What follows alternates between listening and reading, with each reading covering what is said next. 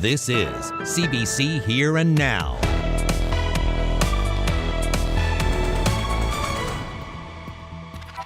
As a citizen living in the impact area, I'd like to understand what they're doing to try and control the spread. Well, this Torbay man can now safely drink his water, which was once contaminated with forever chemicals. But is it too little, too late? We'll have the latest on a class action lawsuit against Transport Canada. But if I knew I was getting my tuition back, that would definitely make a big difference. Well, students at MUN react to promises made by the incoming PC government and its plan to pay for tuition. I'm certainly hoping that this is, isolated in nature. It was a one-off or a four-off, however you want to put it, with the number of fires we had. Happy Valley-Goose Bay on edge following 4 suspicious fires in 24 hours. Good evening and welcome to Here and Now. Transport Canada is expanding testing for water in Torbay, which has been contaminated with forever chemicals. It's after one resident had to pay thousands of dollars out of pocket for testing and water filters amid a class action lawsuit over the issue. The CBC's Heather Gillis reports. Torbay resident Ken Baird can drink his tap water without worry today, only because he's paid $4,300 out of pocket to test his well and filter toxic contaminants out. As a citizen living in the impact area, I'd like to understand what they're doing to try and control the spread. Baird lives about 3 kilometres from the St. John's Airport, where nearly 20 years ago firefighters trained using foam with forever chemicals called per- and polyfluoroalkyl substances, or PFSAs. They don't biodegrade and can cause cancer. Last year, Transport Canada found the chemicals in well water in homes adjacent to the airport. Then Memorial University researchers found they'd migrated kilometres downstream, in this marsh behind Baird's house. Baird asked Transport Canada to test his water, but was denied, so he paid for it at an accredited lab himself. Lo and behold, the tests come back and we're over 2 times the Health Canada guideline for safe drinking water. What did you think then? I was shocked, actually. This past week, Transport Canada did test Baird's water, but he says they didn't reimburse him for private testing or filtration. He's joining a class action lawsuit alleging Transport Canada's known about the chemicals for years, but hasn't proactively warned people or fixed the problem. So they have expanded well beyond where they were initially looking. Lawyer Alex Templeton estimates 700 homes could be affected. He wants Transport Canada to study the full picture of contamination. Unfortunately, they are only continuing to do individual water well samples as opposed to carrying out a more fulsome hydrogeological study. Transport Canada says it won't discuss court proceedings, but in a statement says it takes its responsibilities seriously. Baird expects it could take weeks to get his water testing results back from Transport Canada. Meanwhile, his lawyer says the federal government will file its statement of defense here in Newfoundland and Labrador Supreme Court next month. Heather Gillis, CBC News, St. John's. Lieutenant Governor met with the Premier-designate today to formally invite him to form government. Tony Wakeham stopped by Government House in St. John's for the meeting with Joan Marie Aylward. In a post on the Lieutenant Governor's Facebook page, Aylward congratulated Wakeham on winning the election. Aylward says a swearing-in ceremony will take place soon. Now, the PC campaign consisted of many costly promises, including some for post-secondary students. Premier-designate Tony Wakeham had promised to refund tuition to graduates who stay, live, and work in this province. The CBC's Maddie Ryan reports. New Memorial University students pay $6,750 in tuition every semester. Incoming Premier Tony Wakeham says he'll pay all of that back to students who graduate, work, and live in Newfoundland and Labrador. Students say that cash could make a huge difference. When I'm working, I'm taking half of my paychecks and putting them in a savings account and then the other half for spending. But if I knew I was getting my tuition back, that would definitely make a big difference on my spending money and what I'm saving for and stuff like that. What about you? Yeah, me too. My parents also have some money set aside, but it would definitely affect what I'm spending currently. So maybe I'd put more money into getting a car or something like that. The new Progressive Conservative government hasn't been sworn in yet, so a few questions remain, including how exactly a tuition refund would work and whether international students would get their $22,500 per semester back. I have to go back home, but hopefully if he does that, it's going to be good for the students who is willing to stay over here. Yeah. So I think it's a good idea, yeah. Memorial Student Union received a letter from Wakeham last week, who recommitted to all of the promises he made before getting elected. Munsue executives are impressed, but they will be holding the new government to account. A lot of concerns right now are just the fact that these are campaign promises, not necessarily concrete policy plans. It's really good to see that the PCs are, looking at Memorial as an economic driver of this province. MUN has a mandated commitment to serve this province, and from our experience, it hasn't exactly been coming to fruition. A tuition refund program will cost $16 million a year, according to the PC platform. Munsue plans on asking the party for a meeting in the coming weeks to discuss a concrete plan for that and other student issues. Maddie Ryan, CBC News, St. John's. Well, the 6th of 11 complainants testified today in the sexual violence trial of Tony Humby. The man testified by video from a jail in the province, and he testified reluctantly. He asked to move the camera so he didn't have to look at Humby sitting in the prisoner's dock. He told Crown Prosecutor Deirdre Badcock that he was raped by Humby between 5 and 10 times, starting when he was 17. On cross-examination, defense lawyer Mark Grushi raised issues about his memory and past criminal record, saying that record includes crimes of violence and dishonesty. The trial, ongoing since August, has new dates added throughout November. One person is dead after a plane that departed from Happy Valley-Goose Bay crashed off the coast of Greenland. Naviair, a Danish air traffic control company, confirms that the plane is registered under an American company and was flying to Greenland with one person on board. It departed Labrador on Saturday afternoon and went missing soon after. After searching all weekend in an area northeast of Greenland's capital city, authorities found the crash site this morning. Naviair confirms there are no survivors, and they describe the crash site as difficult to access, making it hard for the authorities to reach. Well, in other news, people in Happy Valley-Goose Bay are reeling after a series of fires overnight Friday into Saturday. 4 separate structural fires were reported between 11:45 Friday night and 6 a.m. Saturday morning. There were no injuries, but police believe the fires were started intentionally. The fires happened at 2 abandoned buildings and an empty office building. The first fire of the night was a shed belonging to Jackie Compton Hobbs. The shed and its contents were destroyed, and Compton Hobbs says she's terrified by the thought of a possible arsonist in the community. What was going through my mind is Goose Bay, public safety. Like, what the heck is going on with our community? Why are people out trying to burn down properties? We could have burned in our house. They told us 5 more minutes. The other structure would have caught, which would have jumped, and that's scary. That's scary. So we were definitely scared. My husband was quite upset. I mean, when you're looking at everything in flames, you work so hard to get, the things that you enjoy, and it's all gone right in front of you. Yeah, those 4 fires kept the local fire department on their feet all night long.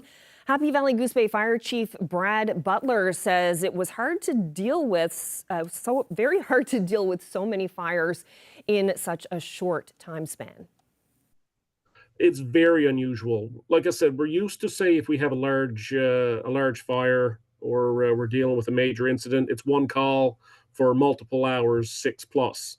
This one was trying to get the trucks packed up really quick, make sure you get the fire hose back on the truck because you need it at the next call, and it was just tough. And but we had to break ranks and leave trucks at one scene to go to the next, and we made it work. Certainly hoping that this is isolated in nature. It was a one-off or a 4-off, however you want to put it, with the number of fires we had. Like I said, knock on wood, we haven't had a structure fire or a call in that nature since Saturday morning. Well, in other news, the community of Hughes Brook on the west coast of the island is still in the grips of a water crisis. In a social media post, the community says water levels in their dam are now critically low. A state of emergency is in effect, along with a boil water advisory and a water conservation order. The town says every drop counts to help prevent the dam from running dry, and they're asking residents to conserve as much water as possible.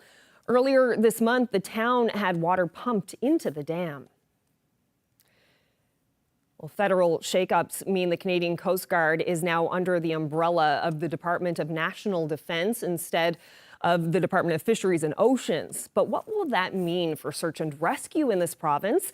A Canadian Coast Guard official says there will be no changes on that front, and search and rescue operations will continue in the same manner. He says the big change is that national security has now been added to their mandate. You know, whether it's environmental response or a search and rescue or marine traffic services and communication, those will continue regardless. And so the work that we will do on search and rescue, Government of Canada and Canadians depend on Canada and the support that we provide on the water to all Canadians. Well, police in Deer Lake are investigating after a vehicle crashed into a senior's home over the weekend. RCMP say it responded to the call on Nicholsville Road shortly after 2:30 a.m. Saturday morning. When officers arrived, the driver and vehicle had left the scene, but there was extensive damage to the front of the senior's home. No injuries were reported at that time. Later that day, on Saturday afternoon, a 33-year-old man identified himself as the driver and is now facing a charge of failing to remain at the scene of an accident. Police say the investigation is ongoing and additional charges are possible. The Forestry Department is warning drivers on the Northern Peninsula to watch out for caribou on the road. They say to use extreme caution, particularly in the area between Eddies Cove East, Cooks Harbour, and the St. Anthony Airport, as well as St. Anthony to Mainbrook. That's routes 430 and 432. The department says a large number of caribou overwinter in this area, with a significant number of animals finding their way onto the roads in these locations. And as winter approaches, more animals will be attracted to the salt on the roads. Well, Game 3 of the World Series goes down in Los Angeles tonight. The Blue Jays and Dodgers split the first two games of the series over the weekend. The St. John's Morning Show spoke with some Jays fans about how they're feeling heading into Game 3. Feeling good because, you can't argue with what Yamamoto did for the Dodgers. So that was a masterful performance. There's no holes in the team right now. There's no kind of discussion about being mad at John Schneider, about potentially making the wrong move or anything like that. We're settled in. I think we've gotten through two games. So as fans, it's time to settle in and now look at it from a different perspective. But right now, kind of level, but we'll see what happens tonight. Christine, did the Blue Jays put on the fight that you were hoping for? Oh, absolutely. We have one of the best weapons. We have from hitter 1 down to number 9. You never know what to expect from them.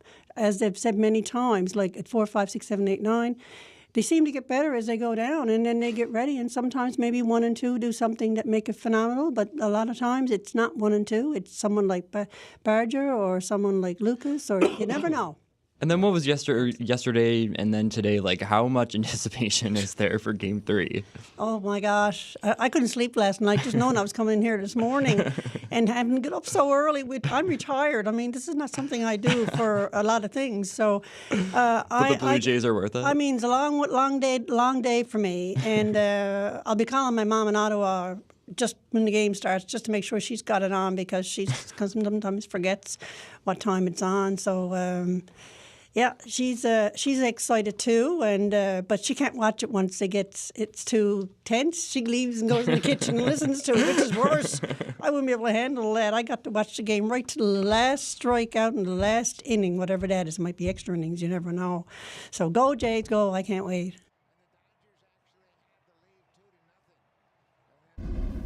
There's going to be a lot of tired people this week. Taking a look at the temperatures this afternoon, into the single digits. The warmest temperatures, though, along southern areas of the island.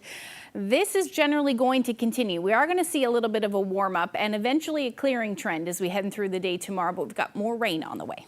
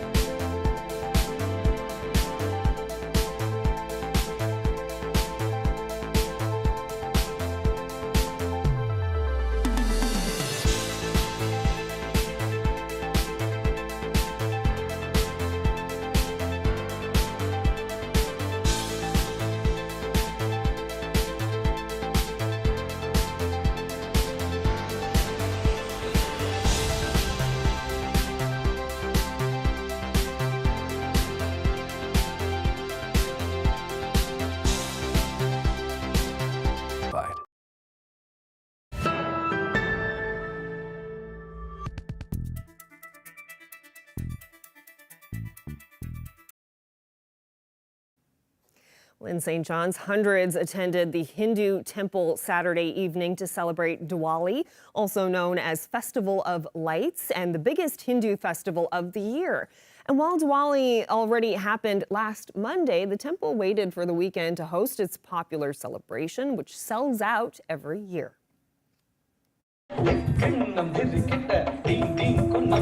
Diwali is always an exciting time for the community because this is one festival that's celebrated across India, from north all the way to the north to the south.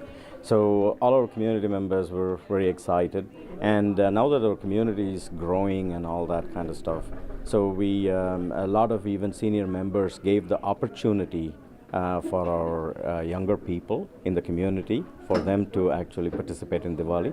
Otherwise, what happens is that, as you know, the capacity is only 260, and we have thousands of people, and not everybody can come and then participate and so on. So now there are a lot of first-time people who are attending Diwali this time. We spent a lot of time to put the program together. There's a lot of children that are involved this year, and it's really lovely to see such a young community come together and be part of the program. So it involves a lot of practice. So the parents are involved getting the kids to practice on time. And we try to show a little bit of variety in the program, some musical dance items, as well as a few short skits, and just try to share with the audience what Diwali is about. They just love seeing the kids on stage, having a great time, and it's just a joy to see. Before she could succeed, Lakshmana attacked her and cut off her nose. Culture is very strong. Culture is a big part of our temple community, as well as all over India, all over Canada. So it's really nice to be able to teach that next generation a little bit more about our culture, because we do live so far away from home. I myself also grew up here in the temple community, so I was very young when I came here, and the temple really helped shape my understanding of my culture and religion, and we hope to give that same opportunity for the young kids now. It's always exciting for the people, no matter how long you've lived in Newfoundland. Diwali is still special for a lot of people, from ages all the way from 5 all the way to 90, 95. People are still excited to come here. They sit, they watch all the cultural programs, and would like to have the delicious food as well. And it's a great socializing event as well, like people meet other people who they've not met for a while, and so on. And so they feel that, this is their family, sort of, right? It's a big family reunion.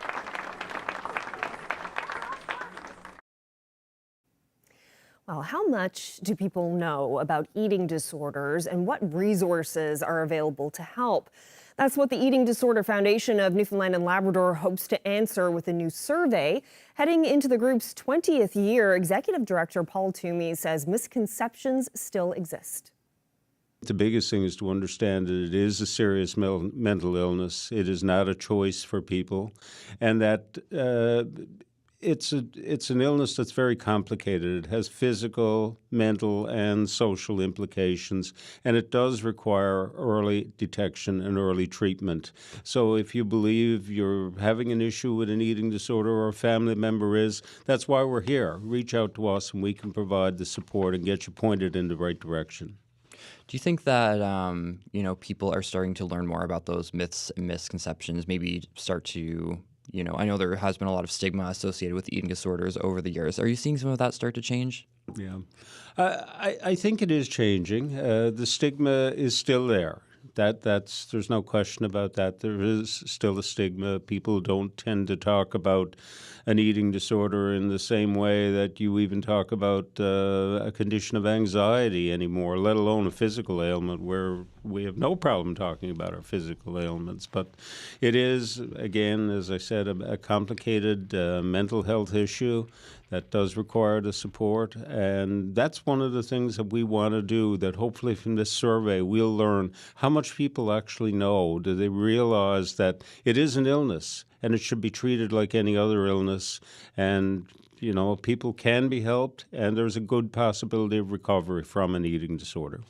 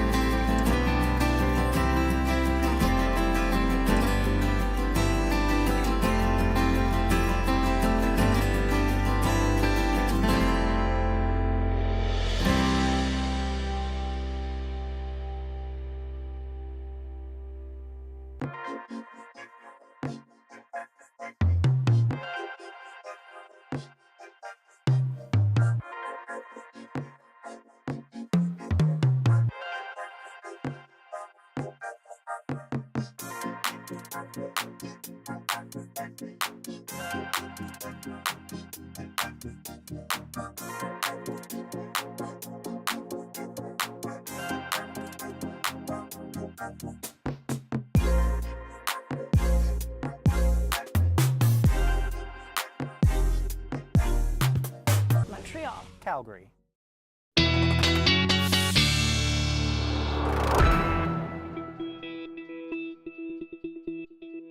Well, Ashley, what a wonderful weekend. We had such a nice mix of beautiful sunny weather and also a really good dose of rain. Yeah, we did. I had to use this as my background because this is very much what it feels like right now. It's my favorite time of the year. But yes, that much needed rain we had for Friday into Saturday, and I wanted to show you some of those numbers. So the most rain that fell was actually in CBS, and you saw about 77.6 millimeters of rain, and really most areas on the Avalon seeing significant amount of rain, and then in the St. John's area, 46 millimeters of rain. So that brings us to a total so far this month of about 82. So that's about half of what we should be seeing. And really in the long range forecast, we may see some rain, which may be heavy at times as we head through towards the end of the week, but that's still to be determined at this point. But we'll talk about that a little later. Taking a look at what's going on right now, we've got a ridge of high pressure in place that's keeping things pretty nice up across Labrador. And then we've got a little bit of a disturbance to the south of Nova Scotia. And that may bring some showers as we head through the overnight tonight, mainly for eastern portions of the island. But taking a look at the temperatures, again, very different story today than it was for parts of the weekend. 7 degrees in St. John's right now, really all across the board. Most of us are sitting in the single digits. Chilly in St. Anthony, down to 3 degrees. But southern areas of the island, that's where the warmer temperatures, relatively speaking, somewhere between 10 to as much as 11 degrees. And that's because you're away from that onshore flow. And we can really see those winds at play here. We've got those northerly winds to the north there with some of those showers, and we've got that southerly flow now in the upper elevations, and that is bringing some of the rain from the south, and that is generally going to continue as we head through tonight. Now, the other thing that I am watching, I think most people are watching, is Hurricane Melissa, now a Category 5 hurricane with winds topping out sustained at 280 kilometers per hour. You see those winds gusts as high as 325 kilometers per hour. Now, this is not moving very fast. It's moving west-northwest, starting to make that turn now towards Jamaica at about 5 kilometers per hour. It is essentially stationary, but it is slowly going to make its way to the north as we head through the night tonight, making landfall in the morning for Jamaica. Now, I just wanted to share this with you as well. So we've seen 13 named storms so far this year, but 3 of them have been a Category 5 hurricane. That ties 2005, but we saw 28 hurricanes that year. So this is just incredible with that short amount, not as many hurricanes, but as many as 3 of them being Category 5. So this is going to bring destruction to parts of Jamaica as we head through tonight and into tomorrow. And that slow-moving nature of the storm means it is dumping a lot of rain right along with it. So it's going to make landfall likely tomorrow at some point in the morning or afternoon as a Category 4 hurricane, and then that's going to head towards Cuba. But the amount of wind that we will see from this, you can see all the terrain there, right? The higher terrain, likely going to see some higher gusts. But as it makes landfall, extreme wind likely with that right around the eye of the hurricane. But if there's any good news as far as the wind goes, the eastern portion, Kingston, where most people live, we are going to see not as much wind. But the other thing, likely the worst effects from this, is the incredible amount of rain that Jamaica is going to see. 650 millimeters of rain likely. And this is just on top of what's already fallen by the time we get into Wednesday. So incredible amounts of rainfall. Definitely Thinking about all of you in Jamaica, that's for sure. Up across into Cuba, going to see significant rainfall there as well, as far as Melissa goes. And then as we head into the long-range forecast, it is going to make at least the remnant its way towards the Atlantic. So we're definitely going to have to keep an eye on the long-range forecast for us. It looks like it'll pass to the southeast, but there is a potential that we'll tap into some of that moisture. So definitely keep an eye on that for you. Now, as far as the forecast goes for us, relatively calm. Just looking at some drizzle or showers tomorrow, single digits. Best chance of sunshine will be late day for the west, and then up across Labrador, you're looking at a beautiful day, 8 to 11 degrees. I'll have your long range forecast coming up a little later. Thanks, Ashley. Returning now to Labrador, police suspect arson in an alarming string of structural fires in Happy Valley-Goose Bay overnight on Friday. Firefighters scrambled to respond to fires at 2 abandoned buildings, an empty office building, and a shed. The RCMP says evidence suggests the fires are suspicious. The shed belonged to Jackie Compton Hobbs. Here's more of our conversation with her and Fire Chief Brad Butler. At around 11:45 Friday night, someone was frantically banging on our door.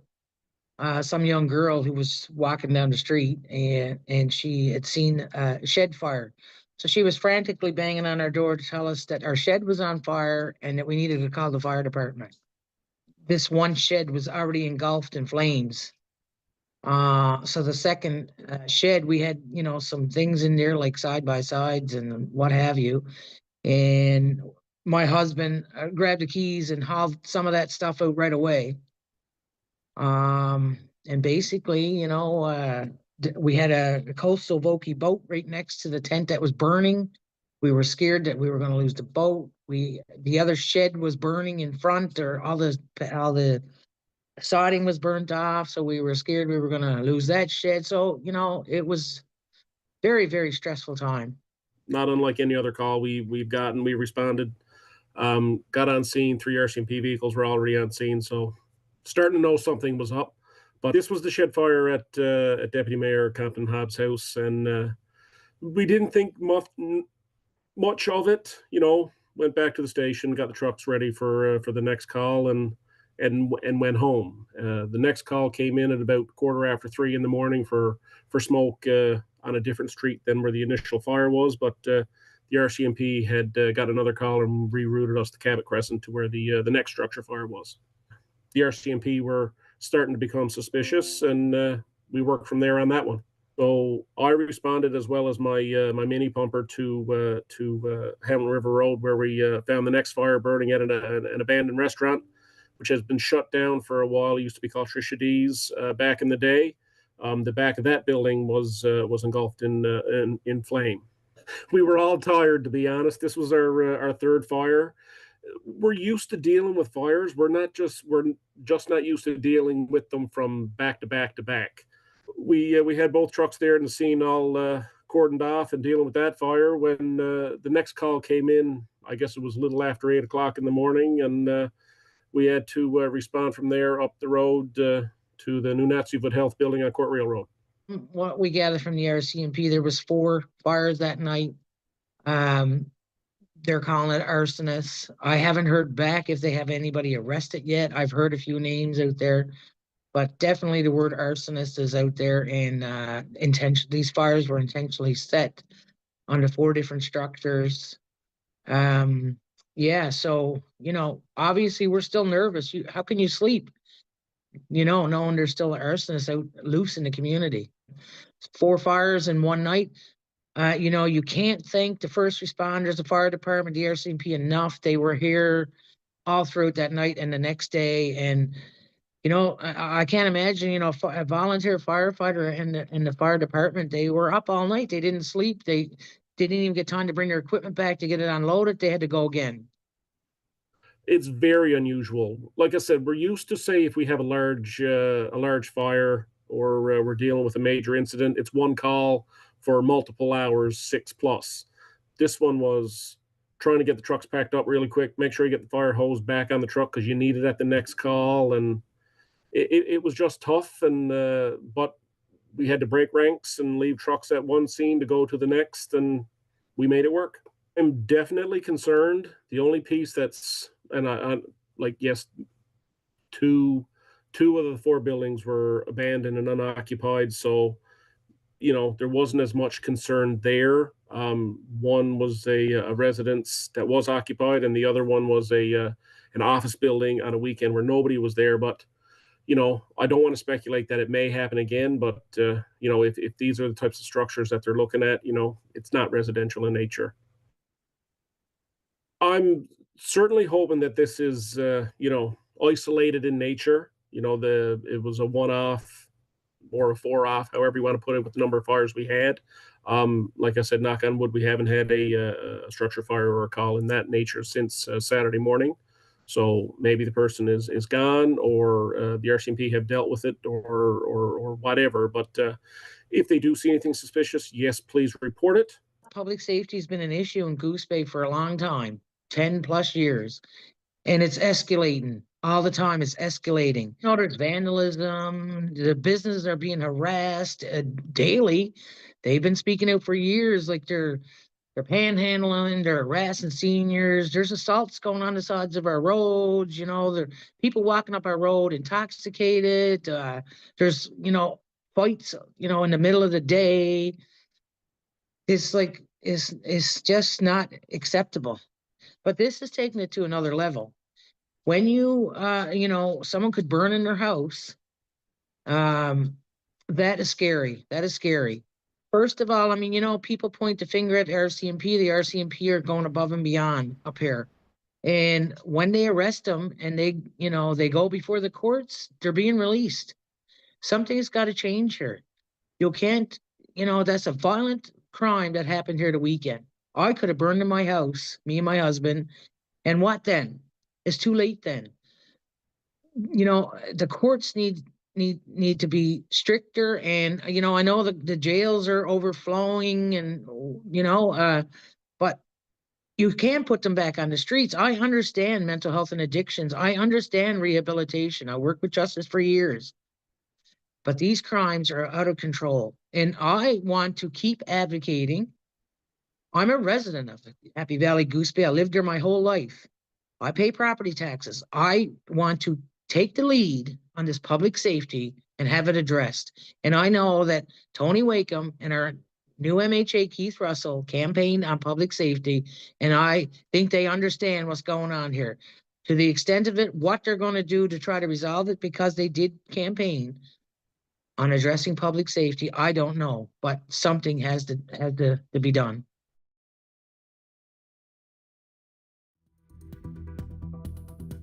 Wow, is this really happening? And then I realized that as time went by, that yes, this was really happening. A story about personal struggle and loss, and about how the angling community comes together to help one of their own.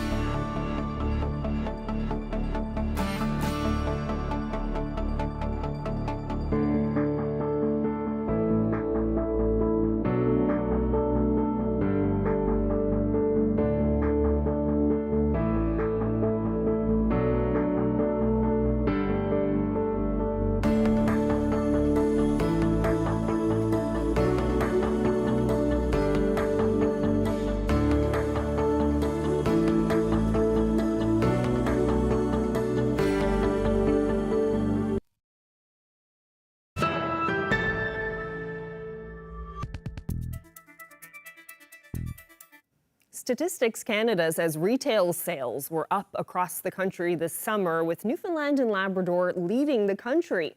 The agency credits that rise to the sale of vehicles, with higher sales at both new and used car dealerships. Auto parts also saw a big jump in sales.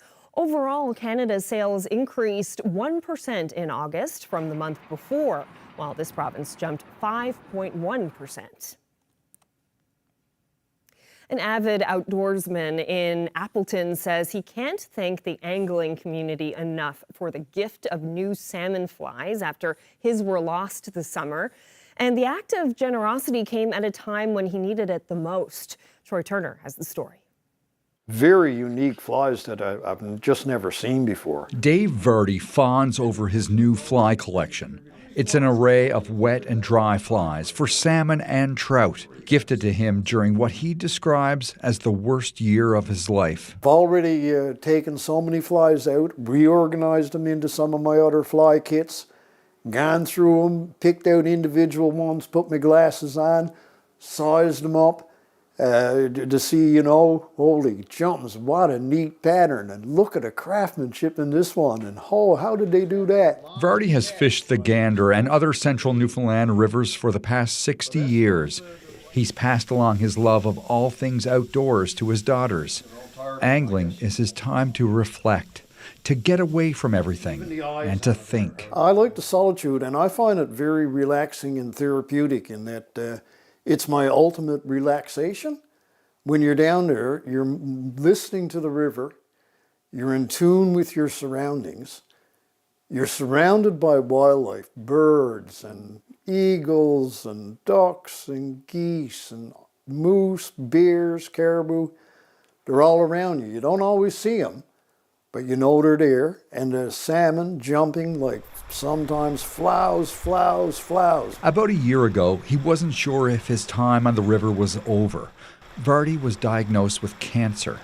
But come spring, the river came calling. I had my bowels put back together and in April.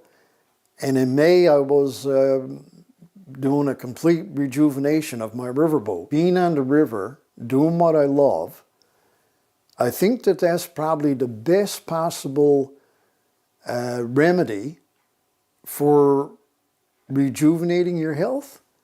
Like your mind is in the right place. And I think that that's what matters an awful lot. As the season drew near, Vardy's riverboat was ready, and his health was improving. But then came devastating news.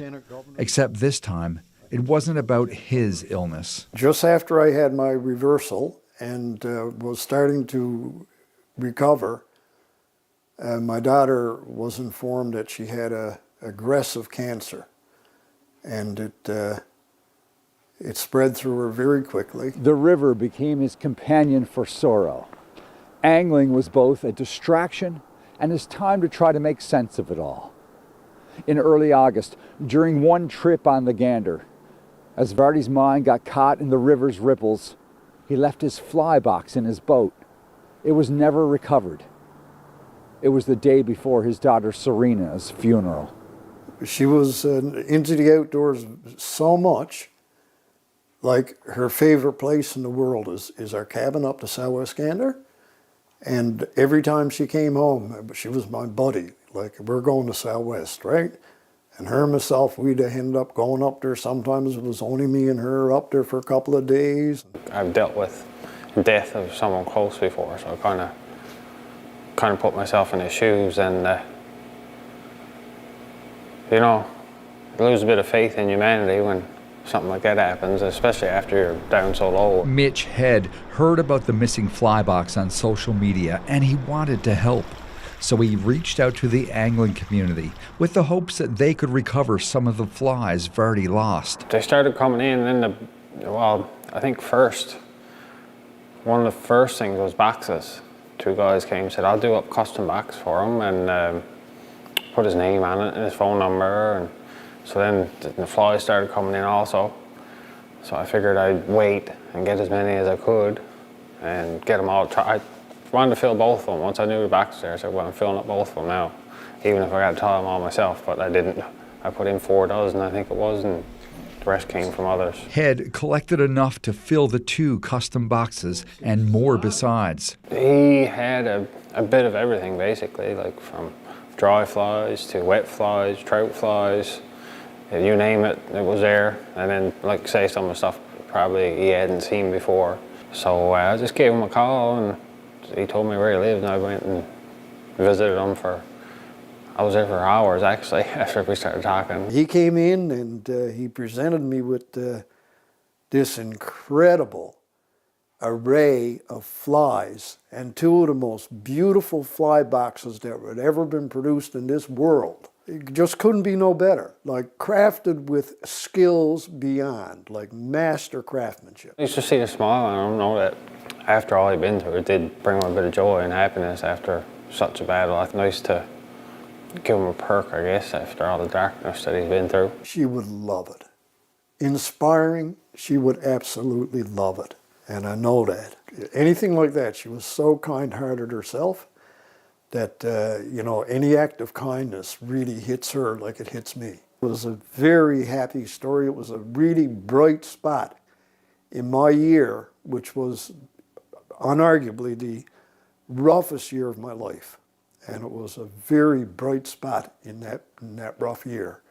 And to all those who contributed to this effort in any little way and every big way, I can only say, like, thank you so, so much. It meant so much to me, like you'll never know. Truly amazing. Troy Turner, CBC News, Appleton.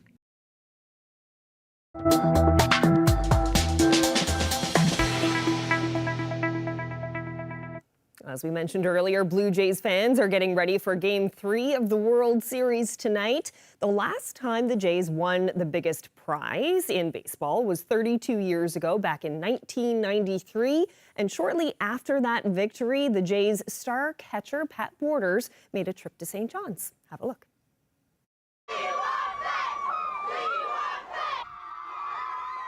They lined up in the hundreds outside the new Dominion store in Mount Pearl just to see Blue Jay catcher Pat Borders. He was in town to make a promotional appearance. Thank you. Now we can just sign the ball for it. Oh, wonderful. He also toured the Janeway Children's Hospital in St. John's, all in a day's work for a big leaguer in the off-season.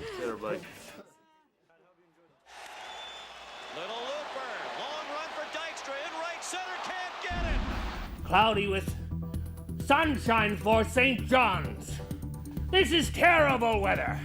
Terrible weather. My favorite weather is thunder and lightning. Of course it is. In honor of Halloween this week, we're taking a look through the CBC archives for ghosts and ghouls gone by. Here's a gem from back in 1992. Frankenstein's monster filled in for Carl Wells and applied his unique life experience to the weather.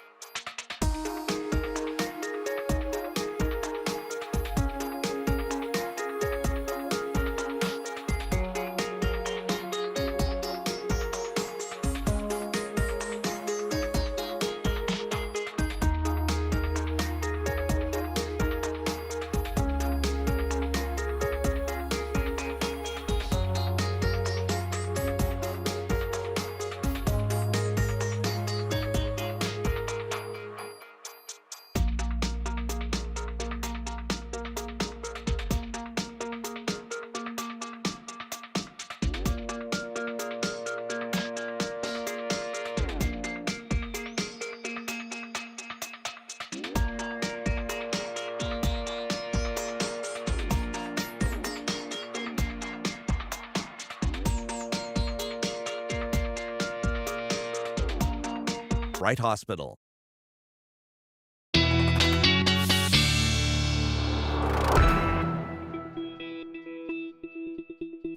Okay, so time for a look at the long-range forecast now and skipping ahead to Wednesday. But I guess tomorrow you're going to be really keeping your eye on the hurricane. Yes, yeah, I think most meteorologists are paying attention to that for sure. But as we head into the long-range forecast, going to have to keep an eye on it as well, as far as the long-range forecast goes. So let's take a look at what's going on. Essentially, by the time we get into Wednesday, there's really not a whole lot going on weather-wise across the province. We're sitting under a ridge of high pressure, or a ridge of high pressure to our west.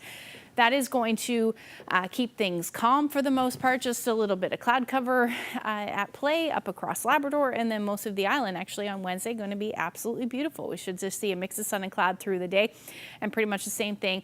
You may see a few showers for the western portion of Labrador, but that's pretty much it. Most of us will be under a mix of sun and cloud through the day. Temperature-wise, anywhere from 8 to 13 degrees. In Labrador, you know, this is well above where you should be sitting this time of year, and generally these temperatures are going to stick around as well. Then across the island, near or even a little bit below where we should be sitting for this time of year on your Wednesday. Now, as we look ahead to Thursday, we'll see an area of low pressure offshore. Again, that ridge of high pressure keeping things quiet, although there will be a little bit more cloud cover across the province and a little bit more shower activity up across parts of Labrador through the afternoon on Thursday. Other than that, not too much. Temperature-wise, pretty much a carbon copy forecast within a couple of degrees here and there through the day on Thursday. Again, warmest temperatures should be along the southern areas of the island, but there may be a few showers possible for those of you in the southwest. Now, the long-range forecast. This is where things will get a little tricky. Friday being Halloween. Now, there is a chance that we will see some unsettled weather and some periods of rain Friday night into Saturday, and this could be tapping into some moisture from the remnants of Hurricane Melissa. Now, there's still a lot of disagreement. The chances are it will pass well to our southeast, but again, we may tap into some moisture. So going to keep an eye on that forecast. Temperatures, though, will be sitting in the double digits, somewhere between 10 to 15 degrees until we get there. But like I said, there's a lot of potential there, spread in the data rather. So we may actually see a drop in temperatures. But for now, it does look like our the Halloween night will be a little rainy now and potentially windy. Central and western Newfoundland, you're also looking at those potential for some showers, mainly though for Saturday at this point, and you could see some heavy rain. Now it's your turn. The east saw that last weekend, but now it's your turn to see some heavy rain, and again 11 to 12 degrees as your daytime highs. And then up across Labrador, overall you're looking at some showers late day on Friday. Saturday overall we will see some rain for you in eastern Labrador, and then for the western portion of Labrador, very different story. Your temperatures are going to drop. We could even see some accumulating snow by the time we get into Friday night, and that will be the story through Saturday. Now, our weather photo of the day, still very much in fall, and a beautiful fall it has been. Oh my goodness, so beautiful. And this is a beautiful day in Aquafort there on the Avalon Peninsula. Thank you to Virginia for that.